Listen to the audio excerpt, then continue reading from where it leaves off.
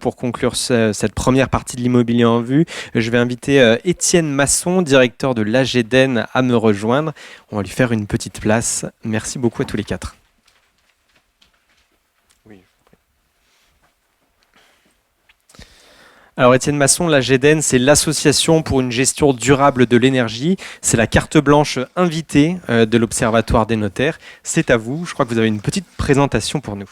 Tout à fait. D'abord, je voudrais vous remercier de cette invitation qui est pour nous une première. Donc, merci à la Chambre des notaires et aux affiches. Un petit mot de présentation de l'AGEDEN, donc, qui est un organisme associatif spécialisé sur la transition énergétique, qui a été créé en 1977 après un choc pétrolier. On revoit dans le fil de l'actualité qu'on est toujours sur ce sujet énergétique depuis fort longtemps. Quelques mots de présentation. Cet organisme, il a une gouvernance partagée entre des experts qui depuis très longtemps font la promotion des sujets par l'exemple, mettre en œuvre concrètement sur le terrain des preuves que la transition énergétique, ça fonctionne, et donc les collectivités, au titre duquel on remercie particulièrement le département, en présence de son vice-président, c'est M. Chriki, maire de Bourgoin-Jallieu, vice-président à la transition, qui siège au conseil d'administration de l'AGEDEN. Et notre président est Gérald Giraud, maire de Saint-Martin-d'Uriage, pour situer, avec les collectivités qui sont bien présentes, et notamment les intercommunalités, puisque vous le savez, la transition énergétique, depuis la loi de 2015, la mise en œuvre doit être assurée par les intercommunalités avec un pilotage régional. Et nous avons aussi dans notre gouvernance les représentants des professionnels, FFB, CAPEB, Chambre des métiers, ce qui est très très important pour pouvoir faire un peu un lien entre les usagers et ceux qui mettent en œuvre, et puis ceux qui participent à la mise en œuvre des politiques.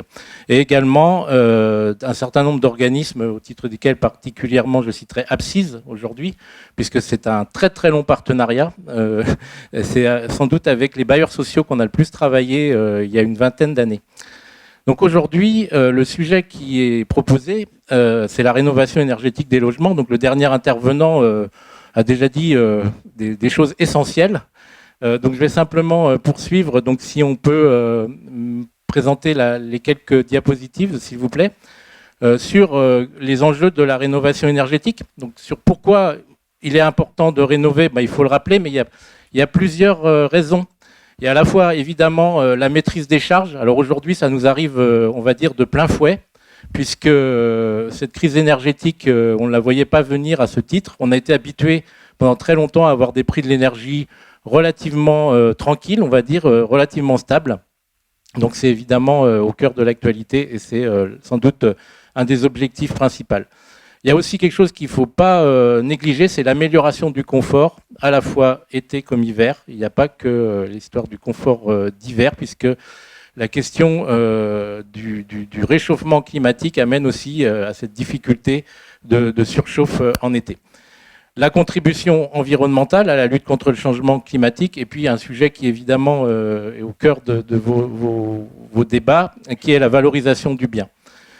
Aujourd'hui, s'il y a une recherche sur ces produits-là, si le neuf, la réglementation thermique a beaucoup progressé, il y avait jusqu'à présent des réglementations thermiques assez limitées, assez peu contraignantes sur la rénovation, et aujourd'hui elles le deviennent depuis la loi climat et résilience, avec des choses progressives qui sont surtout ciblées sur la mise en location, avec l'interdiction de mise en location progressive d'une partie du parc. Alors je cite plutôt qu'il y a presque 20% quand même des classes F et E en Isère. Et donc ça donne une idée quand même de l'enjeu à assez court terme, puisque les échéances, c'est 2028. Donc évidemment, il y a des propriétaires occupants, mais ça donne quand même une idée de ces difficultés. Alors, si vous voulez, pour la suite, un élément qui nous semble très très important, c'est le quand et comment pour la rénovation énergétique. Alors évidemment, l'achat, la transaction, c'est un moment très important pour engager des travaux globaux d'un point de vue pratique. Il y a un changement d'usage et donc on n'envisage pas rénovation énergétique sans parler globalement de l'évolution du logement. Il y a notamment une question qui nous tient aussi à cœur, c'est que parfois les logements sont très grands, donc il faut pouvoir imaginer, pour des patrimoines dont la rénovation thermique serait très chère, éventuellement de faire 2 logements au lieu d'un, voire 3. Donc ça, c'est des aspects qui jouent sur, par rapport à ce que j'ai entendu ce matin, la question des attentes du public. Parce que d'un point de vue des enjeux environnementaux, énergétiques, économiques, il serait important d'aller vers des surfaces plus réduites et plus de collectifs, alors que la tendance, c'est toujours une attente de maisons individuelles, d'espaces plus grands. Donc ça, c'est une vraie difficulté qu'il faut pointer. Donc la question essentielle au moment de l'achat, évidemment, c'est de prévoir le financement. Donc on a entendu tous ces coûts médians, etc. La question, c'est combien coûte une rénovation performante? Alors, on a des coûts moyens, mais ça ne veut pas dire grand-chose, puisqu'il faut d'abord se mettre d'accord sur ce qui est performant. Donc, ce qui est performant, pour dire vite, c'est revenir au standard du neuf avec tout l'habitat ancien. Donc, c'est des coûts moyens qui sont, on va dire, dans le collectif, autour de 20 000 € assez vite. Alors, évidemment, il y a de grosses variations. Et puis, pour la maison individuelle, on s'approche souvent des 50 000 €. Si on veut vraiment faire une rénovation qui nous remet au standard du neuf. Donc évidemment, dans l'acte d'achat, cette réflexion-là, elle est essentielle. Il faut que les gens en aient conscience, qu'ils prévoient le financement. Et donc c'est pour ça que des structures comme les nôtres, on essaye d'être de plus en plus en lien avec les agences immobilières. Donc c'est une première aujourd'hui avec la Chambre des notaires, mais aussi avec les agences bancaires, avec lesquelles il y a un certain nombre de partenariats qui sont développés, pour pouvoir travailler ensemble, à amener les gens du coup à prendre conscience de ces niveaux d'investissement nécessaires. Alors ensuite, il y a un enjeu sur qu'est-ce qu'une rénovation performante. Alors dans notre jargon, on dit souvent qu'il ne faut pas tuer le gisement d'économie d'énergie. Qu'est-ce que ça veut dire? Ça veut dire que si, parce que vous réduisez le niveau d'investissement dans la rénovation, vous isolez avec des isolations relativement faibles et partielles, vous aurez du mal à revenir dans les 10 ans ou les 15 ans qui suivent. Et donc, vous vous trouverez avec finalement des économies d'énergie liées aux épaisseurs, aux performances isolantes que vous n'atteindrez jamais. Donc, comment arriver à faire éventuellement soit de la rénovation directe, performante, avec des moyens, donc vous avez évoqué une piste qui me paraît très séduisante, avec des moyens qui permettent de le faire. Et puis, éventuellement, comment arriver à ce que ces moyens d'investissement puissent être faits par étapes. C'est-à-dire qu'éventuellement, réfléchir avec les professionnels à se dire, bon, je fais cette isolation par l'extérieur, je reviendrai ensuite sur l'isolation du sous-sol, par exemple, mais comment ça va se passer par la suite? Donc, il y a aussi des sujets techniques à prévoir pour faire cette vraie performance. Avec le prix de l'énergie, il y a aussi un sujet qui nous arrive de plein fouet, c'est qu'il faut tout de suite chercher l'économie maximale. Des gestes d'économie d'énergie sur un seul poste peuvent amener à 10-15% d'économie d'énergie. Donc le législateur, les aides avaient déjà un petit peu évolué. On cible plutôt 35% d'économie d'énergie pour MaPrimeRénov'. Mais on peut encore aller beaucoup plus loin. Donc il faut viser tout de suite cette économie maximale. Ensuite, il y a l'enjeu de la difficulté, de la complexité sur les aides, sur les solutions techniques, etc. Et donc là, il y a quelque chose d'important, c'est de pouvoir fournir une information neutre et indépendante. Et donc pour ce faire, il y a depuis 2021 un service public de la performance énergétique de l'habitat qui a été mis en place sous l'égide et le pilotage du département de l'Isère, qui a permis de fédérer toutes les intercommunalités de l'Isère. Et donc, dans chaque intercommunalité, il y a un guichet d'entrée avec différents organismes opérateurs derrière pour conseiller les particuliers selon leur niveau de revenus. Voilà. Mais ça, c'est très, très important à dire, c'est qu'en Isère, on a cette chance-là d'avoir pu mutualiser donc les informations. Donc, si vous voulez passer la diapositive suivante, s'il vous plaît. Donc vous avez un organisme, un service d'accueil qui s'appelle Info Énergie avec le label France Rénov', qui au niveau national est devenu le nouveau label qui chapeaute toutes les politiques de l'État sur le sujet.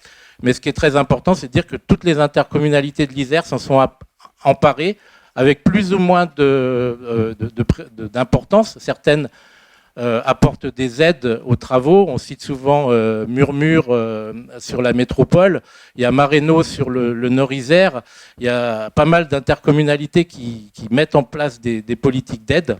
Donc tout ça, ça participe à ce que la rénovation énergétique puisse être faite dans des bonnes qualités. Alors voilà, ce qui nous semble quand même important sur le parc de logement, c'est de dire que, tout à l'heure je vous ai cité les 20% de logements à peu près en classe F et G. Il faut aussi dire qu'il y a 68% de résidences principales d'avant 1990. Et donc ça, c'est là où de toute façon, on n'a pas des performances énergétiques élevées.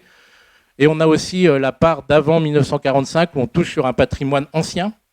Et là, on tombe sur la diversité des patrimoines isérois avec l'objectif de ne pas faire n'importe quoi, puisqu'on sait que par exemple sur le Pisé, une isolation qui ne respecte pas le flux d'humidité du matériau, ça peut être très très nocif, dégrader le bien très vite. Et voilà, on a évidemment ce département très riche avec des zones climatiques.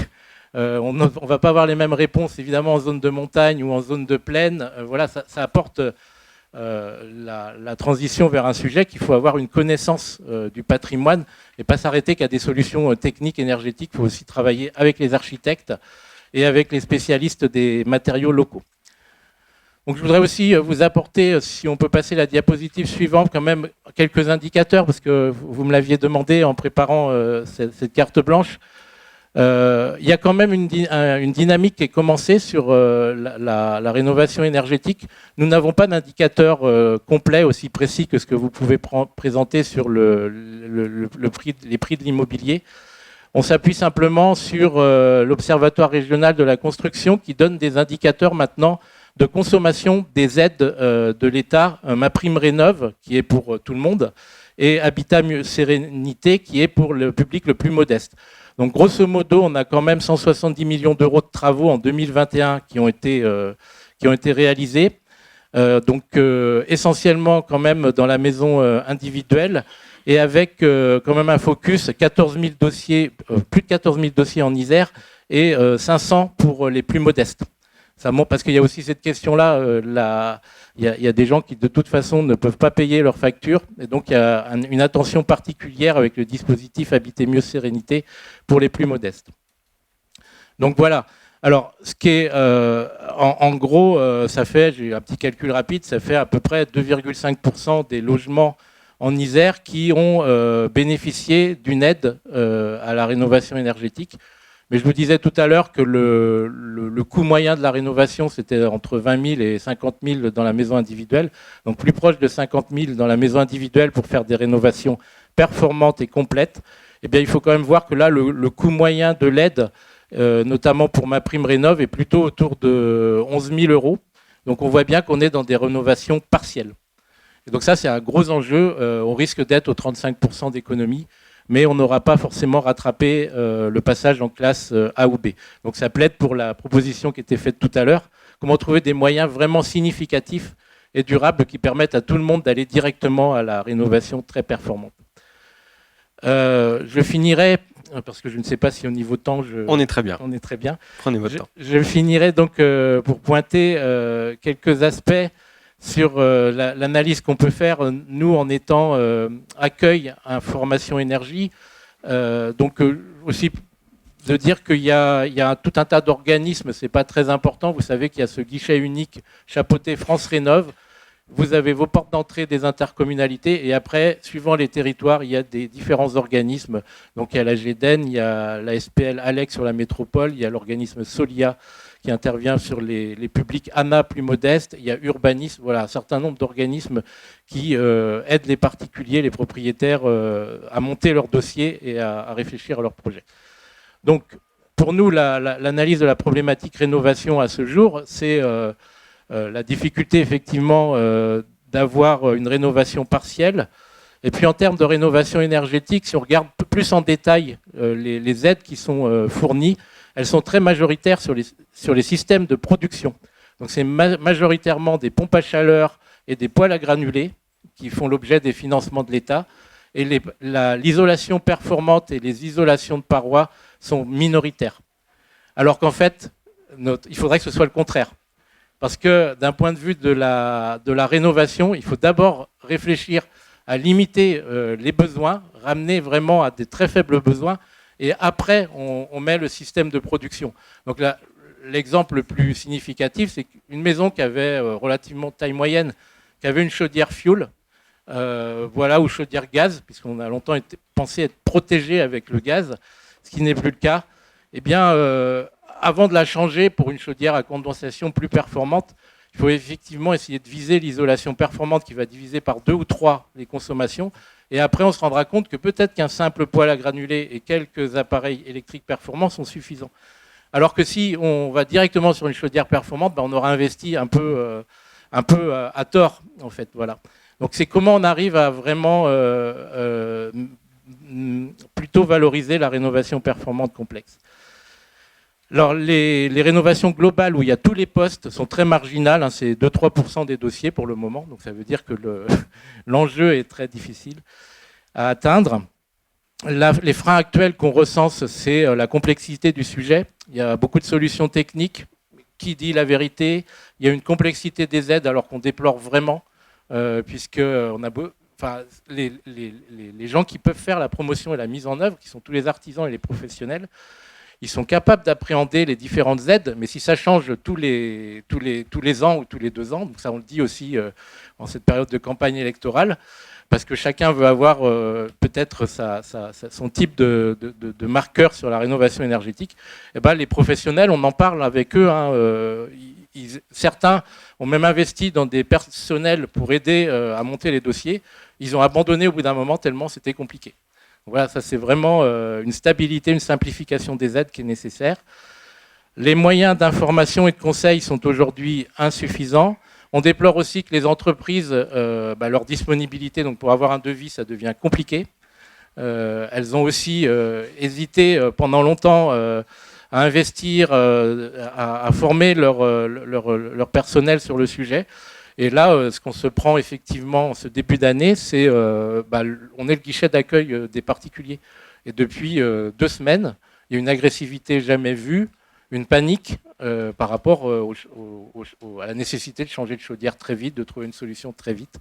Et malheureusement, l'ensemble du dispositif pour rénover n'est pas encore prêt. Voilà, donc qu'est-ce que je pourrais dire par rapport à ça? Oui, ici quand même, quand on parle dans notre prisme un petit peu sur la transition énergétique, on dit qu'il faut toujours s'appuyer sur 3 piliers, donc les énergies renouvelables, l'efficacité énergétique et la sobriété. Donc l'efficacité énergétique, c'est d'avoir des bâtiments bien isolés, des systèmes performants, donc on va dire qu'on est dans la technique. Les renouvelables, on sait de quoi on parle. Et par contre, la sobriété, effectivement, il y a 2 types de sobriété. Il y a la sobriété subie, qui est la précarité énergétique. Et puis, il y a une sobriété qui est plutôt volontaire, où on se dit aujourd'hui comment moins dépendre des prix de l'énergie. Donc, est-ce qu'on peut réfléchir aussi à une meilleure maîtrise des températures, des surfaces dans les logements, etc. Mais là, c'est plus un changement culturel. Donc je fais bien la différence entre cette sobriété subie et une sobriété plutôt volontaire où il y a des gens, une partie du public, qui sont prêts à faire des efforts, par exemple en se disant, oui, effectivement, j'ai un grand logement, je peux trouver un système pour l'occuper davantage. Voilà, donc c'était un petit peu notre regard en vous remerciant donc de cette carte blanche et en espérant que de toute façon personne, que ce soit les gens qui font le conseil, les gens qui travaillent sur les transactions n'ont la solution à ce défi massif. Mais par contre, il y a quand même un point positif, c'est que c'est énormément créateur d'activités non délocalisables avec des entreprises. Et donc je pense que le point principal pour nous, c'est comment on aura peu à peu moins besoin d'organismes comme nous pour que les professionnels aient totalement intégré le sujet. Parce qu'en fait, voilà, c'est quand même dans les territoires, les artisans qui sont connus, qui ont fait des belles opérations, qu'on va pouvoir valoriser et qui vont après continuer avec aussi cette question de la maintenance. C'est-à-dire qu'une rénovation, c'est aussi à la fin de se dire, je reviens 2 ou 3 ans après, est-ce que c'est bien les 50% qu'on m'avait annoncé? Parce que c'est pas tout d'avoir des étiquettes énergie. Il y a aussi la qualité de la mise en œuvre. Et puis, bien sûr, le fait d'avoir les entreprises qui vont, ça peut arriver qu'il y ait des dysfonctionnements sur ces systèmes de ventilation, de pompe à chaleur et tout. Mais est-ce qu'on va avoir une entreprise locale capable de remédier aux problèmes parce qu'elle investit durablement sur son territoire?